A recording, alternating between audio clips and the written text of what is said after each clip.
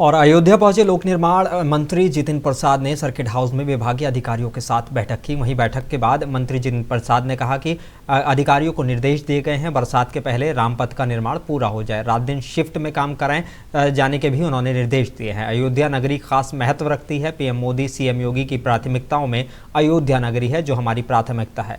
उसमें सड़कों का निर्माण है, उसकी गुणवत्ता, समय सीमा पर कार्य। अयोध्या में विश्व स्तरीय सुविधा देने का काम किया जा रहा है।